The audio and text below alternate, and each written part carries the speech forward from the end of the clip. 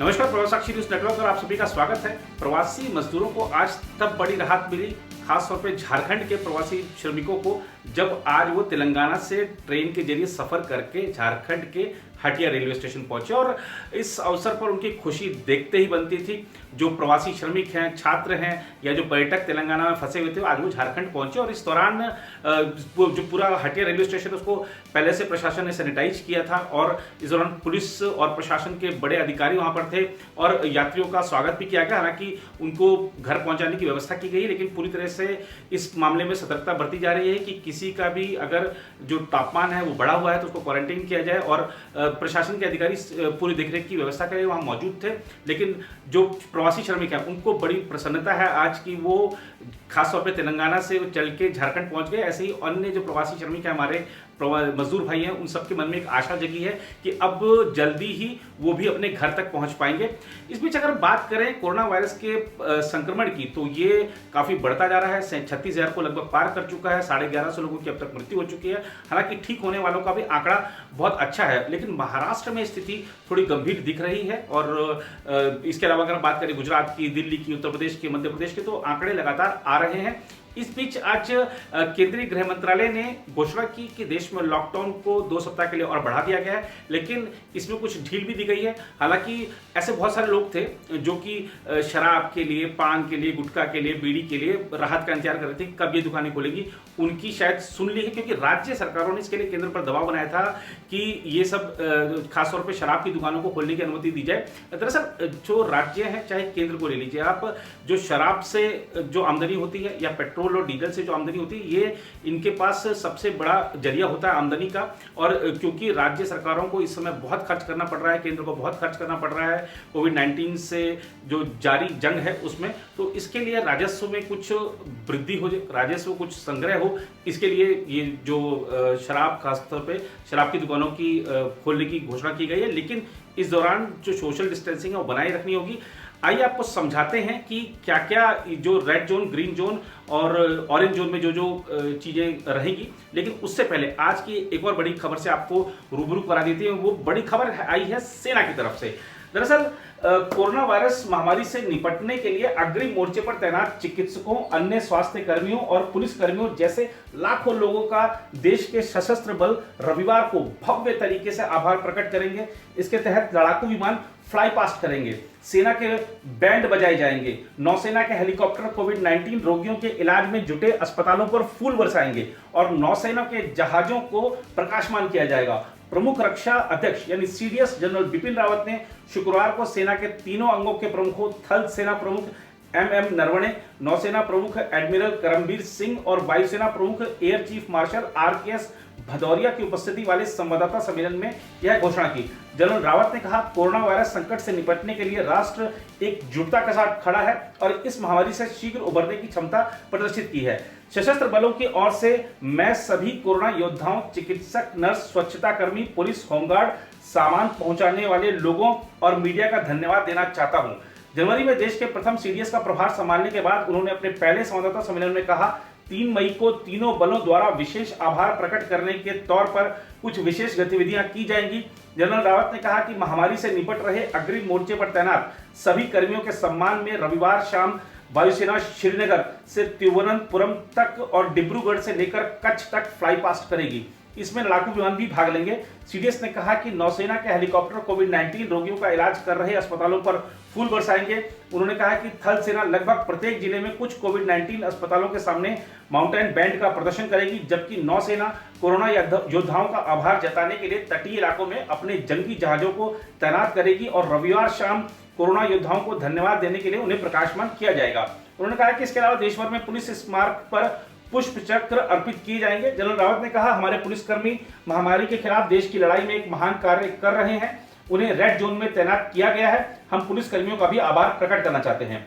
इस बीच देश में अंतरराज्यीय यात्रा, विमान और ट्रेन सेवाओं के निलंबित रहने के साथ ही लॉकडाउन 4 मई से अगले 2 सप्ताह तक जारी रहेगा, लेकिन क्षेत्रों को रेड, ऑरेंज और ग्रीन जोन में वर्गीकृत कर कुछ गतिविधियों को अनुमति दी जाएगी।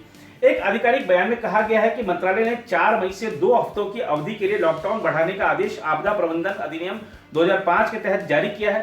सरकारी आदेश में कहा गया है कि अब भी कुछ गतिविधियों पर रोक रहेगी। इन प्रतिबंधित गतिविधियों में विमान, रेल, मेट्रो और सड़कों से अंतर राज्यीय आवाजाही, स्कूल, कॉलेज और अन्य शैक्षणिक संस्थान, होटल और रेस्तरां सहित आतिथ्य सत्कार सेवाएं, सिनेमा हॉल, मॉल, जिम और खेलकूद परिसर शामिल हैं। आदेश के मुताबिक जनता के लिए राजनीतिक, सांस्कृतिक आयोजन, एकत्र होने पर रोक रहेगी तथा धार्मिक या उपासना स्थल लॉकडाउन के दौरान बंद रहेंगे, लेकिन कुछ चुनिंदा उद्देश्यों के लिए विमान, रेल और सड़क मार्ग से लोगों की आवाजाही की मंजूरी होगी। उसके लिए गृह मंत्रालय की ओर से अनुमति दी गई है। गृह मंत्रालय ने लॉकडाउन की विस्तारित अवधि के दौरान जोखिम के आधार पर जिलों को रेड, ऑरेंज और ग्रीन जोन में वर्गीकृत कर गतिविधियों के नियमन के लिए दिशा निर्देश जारी किए हैं। बयान के अनुसार केंद्रीय स्वास्थ्य मंत्रालय राज्यों और केंद्र शासित प्रदेशों को साप्ताहिक आधार पर जिलों के जोनों में वर्गीकरण के बारे में जानकारी साझा करेगा। बयान के मुताबिक कोविड-19 रेड जोन के अंदर निषिद्ध क्षेत्र में देश भर में प्रतिबंधित गतिविधियों के अलावा रिक्शा, ऑटो रिक्शा, टैक्सी, जिलों के अंदर और जिलों के बीच बसों की आवाजाही, नाई की दुकान, सैलून, स्पा के खुलने पर प्रतिबंध रहेगा। रेड जोन में कुछ गतिविधियों को कुछ पाबंदियों के साथ इजाजत दी गई है, जिनमें व्यक्तियों और वाहनों की सीमित गतिविधियां शामिल हैं।